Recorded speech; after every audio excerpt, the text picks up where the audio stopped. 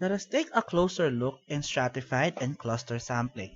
So, if we have stratified sampling, say for example, our population are these M&Ms. If we're going to do stratified random sampling, we have to classify each M&M per color.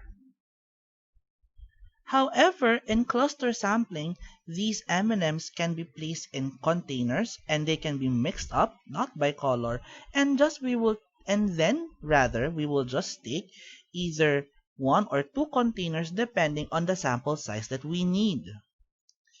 However, please do remember that cluster is usually the last resort. And please do take note as well that the stratification or clustering must make sense. For instance, don't stratify by sex if studying attitude towards math subject is our variable because sex has nothing to do with the said variable. It can be the college that the respondent belongs to, or if we're going to use really sex as our variable for comparison, then male and female are clusters and not strata if we're talking about a specific school or a specific district. And apart from these two, cluster and stratified, we also have some considerations to choose between simple random sampling and systematic sampling. Remember that if population units does not have a linear arrangement, when we say linear arrangement, we can arrange them orderly in a line in order. We can use simple random sampling if they do not have. If population units do not have names or labels, but we can line them up, then we can use systematic sampling.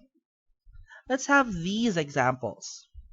Our population are all light bulbs of similar brand and model at a store, and our variable is lifetime. So even though our light bulbs might not have a name or a label because they're just of similar brand and model, we can check their lifetime and we can arrange from the shortest lifetime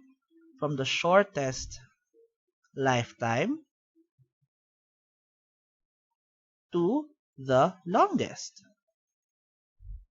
And from there, we can actually use systematic sampling. And we can actually do that because we can arrange in lifetime in linear arrangement. So this is what we can actually call a linear arrangement. And we don't have labels or names because they're just of similar brand and model. However, if our population are all commercial broadcasts on TV station on a certain day, and our variable is the sexual content of that, it would be difficult for us to arrange. This is difficult to arrange linearly because we wouldn't know what to put first or what to put last except its appearance, but that seems to be random as well.